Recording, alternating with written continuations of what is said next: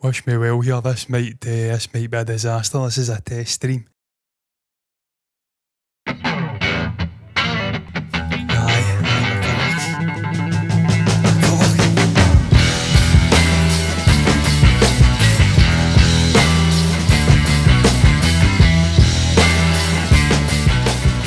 hello and welcome into this Friday's edition of Entertainment News. I am Jonathan here to discuss the latest happenings in the world of entertainment and film, and in this case primarily film. It's going to be a short stream. I'm just testing the camera. I've got my mouse in my hand because I forgot to bring the little portable mouse pad over to the table that I use when I'm doing streams like this, but I'm here to discuss primarily film today, and I'm glad to see that the camera's working. I don't know why I've got two separate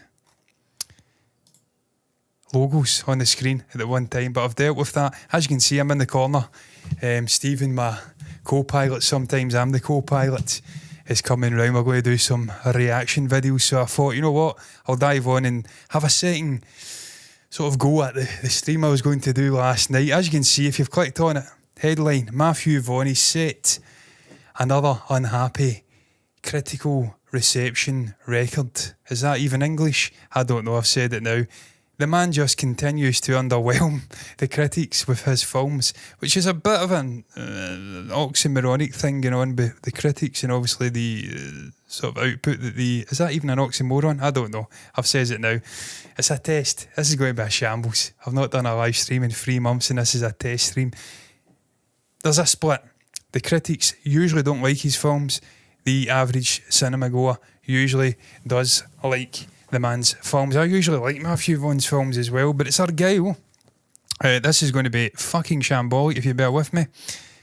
I've been furiously trying to set things up here, and this is not even going to be the right shot. This is one of the topics I'm going to speak about afterwards. It's this.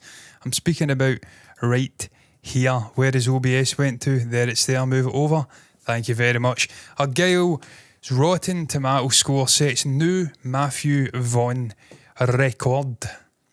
The Rotten Tomato score for Argylle has now been revealed, and the action comedy sets an unfortunate new record for director Matthew Vaughn. This is coming in from Ryan Northrop, published 2 days ago. When I initially was covering this, it was but a day old.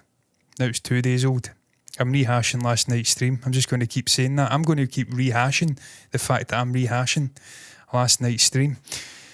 But as you can see, scores here, the James Bond-esque romp. Didn't get James Bond vibes from that trailer at all. Not at all. Is often less James Bond's kicking about with I think it's a Maine Coon cat in a travel case with a little porthole in it. I don't recall 007 having a cat on his adventures, but maybe I've been watching the wrong Bond movies all of these years. Perhaps there is an alternate universe, a Mandela effect, where James Bond in some other universe has a fucking ginger cat in a Argylle patterned travel case with a porthole in it. Is it a porthole if it's in a bag and it's not on a ship? I don't know. I suppose we'll find out in time. I digress. It didn't give me Bond vibes. Directed by Matthew Vaughn, who's best known for the Kingsman franchise. Argylle stars Henry Cavill as the titular spy. Titular. I don't know how you say that word. I say that word a lot. The action comedy follows an espionage offer played by Bryce Dallas Howard, who finds herself wrapped up in a global conspiracy which just so happens to have similarities to her books. I like to look at the trailer. The trailer looked fun. It looked upbeat. CG was a bit of an issue. I seem to recall having some issues with the cat in particular. And it was almost like Garfield meets Jason Bourne, where the cat was way too involved and they were using the cat falling from great heights as gags for the film, which is just tonally, it's all over the fucking place. If you're going down this route of creating an interesting action franchise with a big name like Henry Cavill leading and other big names like Bryce Dallas Howard and Dua Lipa in there and Lord knows who else, tonally you want to be very uniform. You want to be not monotonous because that's the wrong word, but you want to be consistent, linear with the tone that you are trying to achieve, the story that you are building. If you're all over the place, there's comedy, there's serious stuff going on, there's action set pieces, then you've got a cat falling 24s and it's for gags. you're onto a loser. I digress, I've not seen the movie yet, but we'll get into it. As you can see, this is the run that Mr. Vaughn has had with the critical response. Some of it has been positive, as you can see. I've been telling Pokey Pies when I says that usually there's a split. It's about 50% of the time there's a split in opinion. I mean, there's a split in every single one, but some are closer. Argylle, by far the lowest, 34%. The King's Man, that is the last one that came out, I believe, 40%. As you can see, the audience loved it, 80%. I'm pretty sure, just like Five Nights at Freddy's, just like probably The Beekeeper, which I watched recently, and very, very good film, by the way. That's a revenge action movie done well. Think Nobody, think John Wick, think Death Wish, even the Bruce Willis one. I think it was Charles Bronson who did the ones in the 70s. I think a simplistic little revenge story. Doesn't get bogged down with human condition and weighty Oscar baiting sort of plots. It's just, this happens to this woman, this guy comes in and he wreaks chaos. That's an example of a movie, The Beekeeper, with Jason Statham, which would get tanned by the critics. The critics, I can never say that word, but universally loved by most of the audience going to see it. I've got a feeling Argylle will follow a similar path to The Kingsman. The audience score will be at least double the Rotten Tomatoes critic score. As you can see, The Golden Circle, 50, 64. And then you get into these earlier movies. Can you hear my dog snoring? He is snoring. It is incredible. I need to get one of those little straps for his nose, the nasal strips that opens the nostrils up, because he is fucking insanely loud. Earlier stuff didn't seem to be an issue. I love First Class, love Kick-Ass. I like the Kingsman movies. I thought they were very, well, certainly the first one was very unique, fast-paced, exhilarating, funny. You can see not as much of a split happening here.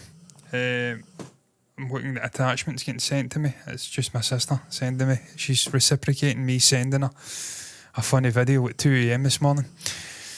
And yeah, I mean, you go into the actual Rotten Tomatoes. I mean, there you go. There's a cat there.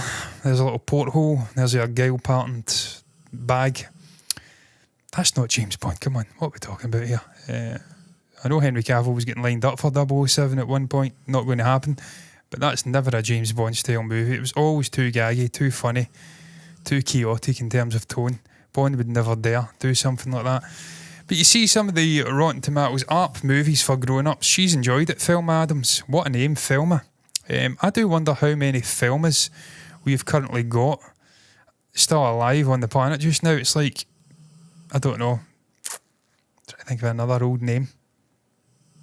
I can't think of one off the top of my head. Ethel.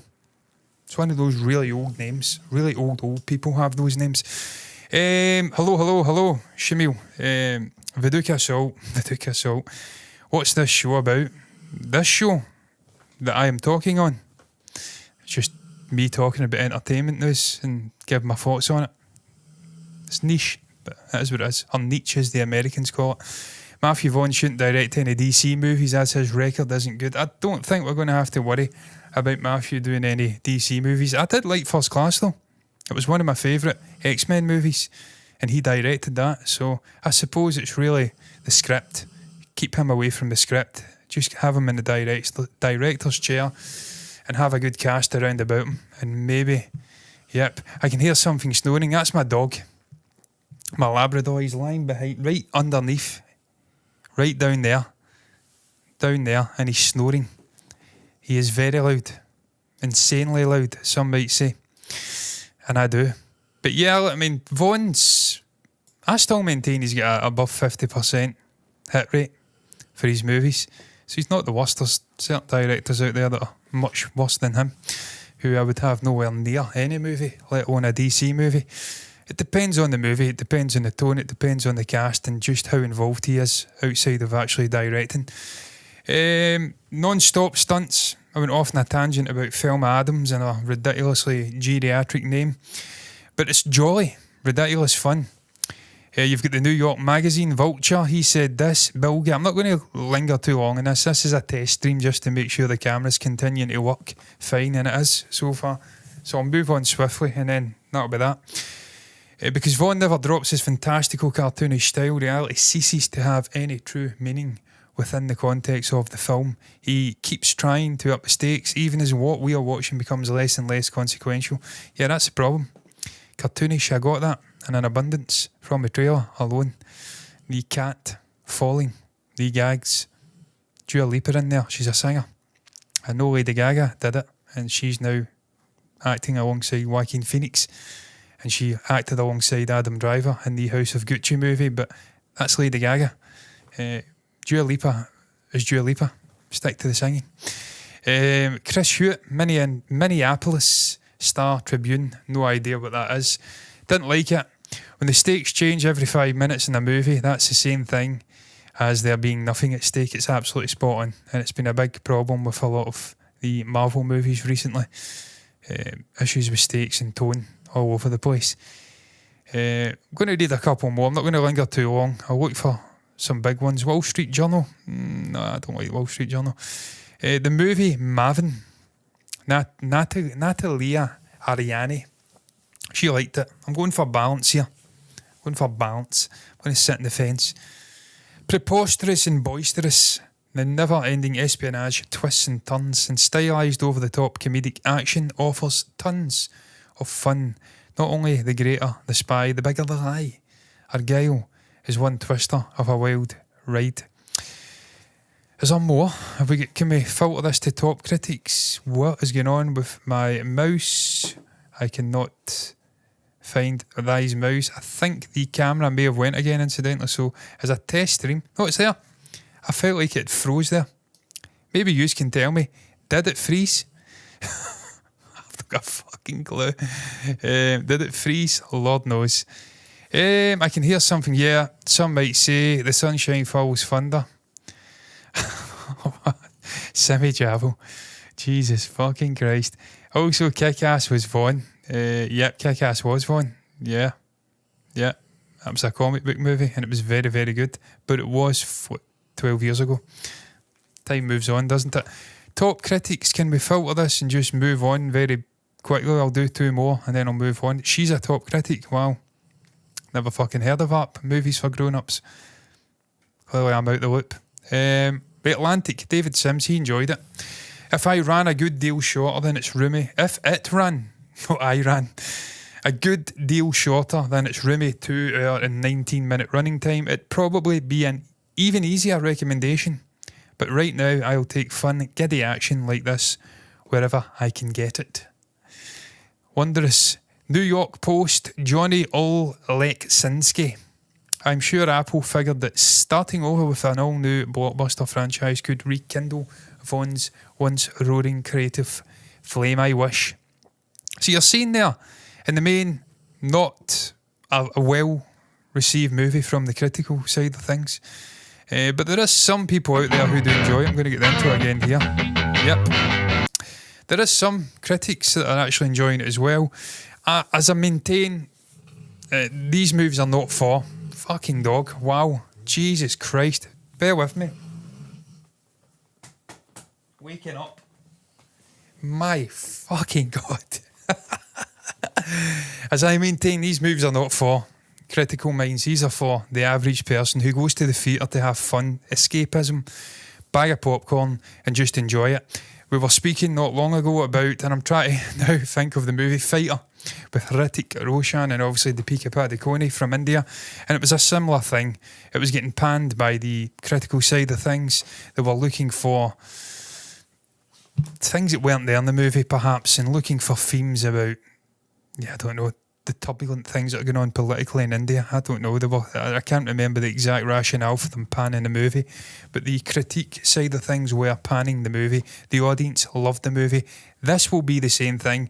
Matthew Vaughn has had this over the last 3-4 movies now. The critical side, tan it, pan it, destroy the movie, rate it low. It does unfortunately bad on Rotten Tomatoes, if you'd like, and then the actual audience love it. As long as it makes money, I presume it's Apple who have produced this movie, then Apple will be fine with this. They'll probably do a spin-off. It's Henry Cavill. It's a win-win. He's a big hunk. People love him. Guys love him. Women love him. Everyone loves him. He's the lead. If he's not bit the bullet in this movie, I see no reason if it makes movie and the fans love it. The audience love it.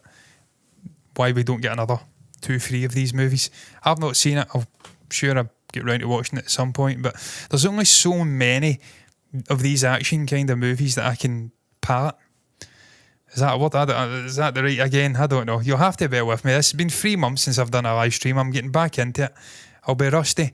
I'll get there. Don't worry about it. That I can stomach. That was the word I was looking for. And I've seen The Beekeeper in the last week, so I don't know if I'm going to go and watch Argylle by Matthew Vaughn when it's getting tanned. I might. We'll see. I don't know. But I'm moving on to the next topic. This is going to be very, very brief indeed, because this is a test stream. I keep saying it, and time is truly going on here. This is going to be the last topic. There was met before. Nice rock sound intro, yeah. Millie Alcock, cast as Supergirl. This is going to be briefer than brief. Basically, I'm going to look at photographs of her. Fan art that's been done of one Millie Alcock. And I'm going to bring her up just now. I think she looks splendid. Splendid and tremendous. I mean, that's a fantastic piece of art. If it's not AI that's done it, and by all accounts this guy in red it's claiming it's him that's done it, and I'll believe him, then that's a fantastic piece of art. She looks the part. She's got blonde hair. She's a fine actor by all accounts. I've still not seen The House of Dragon. I think everyone else I know has seen it and really enjoyed it. And obviously you've got your man who I'm blanking on. Terrible. Why am I blanking on him? Played Charles in The Crown. Was Doctor Who. Jesus fucking Christ, John. Terrible. He was in The House of Dragon. Look, I was scunnered. That's a Scottish word. It means fed up with Game of Thrones after the final season of Game of Thrones. It really left a poor taste in my mouth. Has that dog fart that I'm just ingesting just now has as well.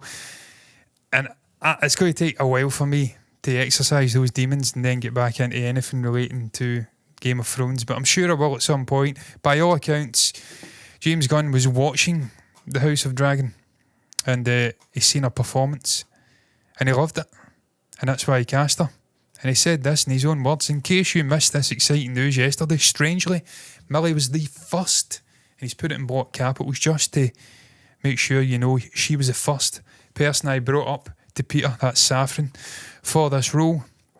Well over a year ago, when I'd only read the comics, I was watching House of the Dragon, not the House of Dragon, and thought she might have the edge, grace and authenticity we needed for the DCU's Supergirl. And now here we are. Life is wild. Sometimes he confirmed.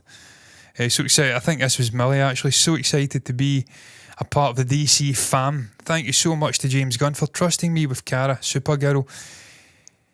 I've got to tell you, man, I really like the concept behind the story. It's a sort of more grizzled take on the traditional Superman story, where she's not from a sort of secure, loving, familial unit, both on, blank on the fucking name of it, Krypton, and on Earth, where he's got these sort of, not surrogate, but foster parents, human parents, who love him and give him everything and nourish him.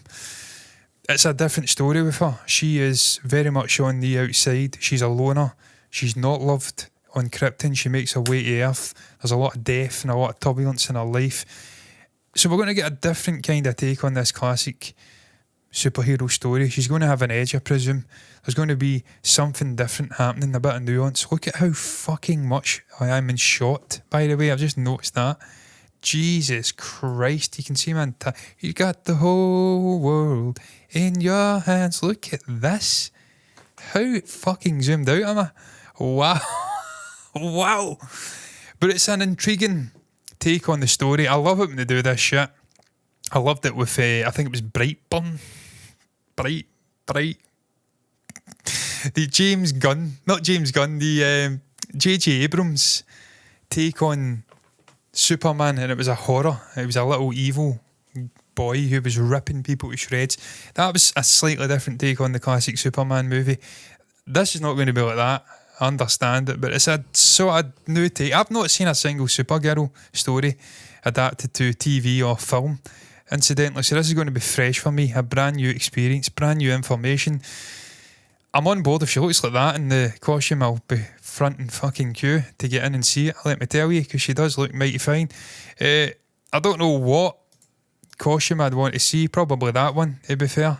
So, look, she's a fine actor. I fully trust James Gunn to get things right. The guy knows his shit, he knows how to cast. We've seen this before with Suicide Squad, we've seen it with Guardians of the Galaxy on a sort of smaller scale.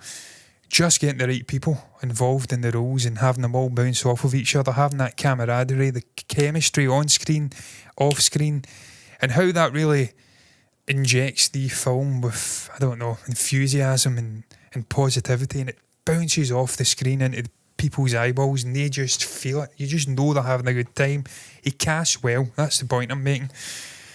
So him, in conjunction with the casting directors he's probably put in place with Peter Safran over at Warner Brothers and DC, I think they are getting it right, man. Obviously David Corensvet is Superman. Now we've got Millie Alcock as Supergirl. I'm sure there's been other announcements on who's been cast that I'm not thinking of off the top of my head, but he's getting it right. I've got real confidence for this DCEU moving forward. I think he's the right guy to be overseeing the creative side of it. He has learned from the best. And look how far down this goes. My lord. He's learned from the best from working under Kevin Feige. So hopefully he takes all of that wisdom and experience he's had over at Marvel Disney, along with his own experiences and his own sort of unique way of doing things, and makes magic happen at DC. It's been a long time coming. I'm a huge DC fan. I have got the Captain America shield. Sadly, there is no real DC prop that I can think of to put on a wall. Perhaps a batarang thing. Just have Superman's cape draped over a fucking hook in the wall or something. I don't know. There's no real way for me to showcase my love for DC as well as a shield does on the wall. But I'm a big fan of DC. Enjoyed the Nolan movies, enjoyed the Burton movies, enjoyed a whole host of the fucking Snyder movies. Jesus Christ, stroking out Zack Snyder there. Liked the Man of Steel. I actually enjoyed Dawn of Justice, the director's cut, and I liked bits of his Justice League. So I've been a fan of DC for a long time, and I think it's time for it to really come to prominence and get it and be consistently brilliant moving forward. But look, man, I says it was going to be short and sweet, and it has been short and sweet. I'm rounding it up. There's business to attend to. It was a test stream, and I think I passed the test with flying colours, not covers. It was a test for the camera, not me. I can talk and talk and talk. I think I've proven that over my 34 years on this planet. But let's go round it up. Thank you for watching. If you have watched, thank you for the comments. Hit the like button if you've enjoyed it. Subscribe to the channel. Hit the bell icon to get notifications on YouTube. Follow and hit the notification thing over notifications thing over on Twitch. If you're listening, you're not going to hear this in Spotify podcast, but if you're watching, you want to hear us on audio, we are on Spotify podcast as well. All that's left to be said is, I'm done. Thank you for watching, and until the next time, bye-bye. That's not what. Bye-bye. There you go. What that time. Bye, guys. Bye, driver.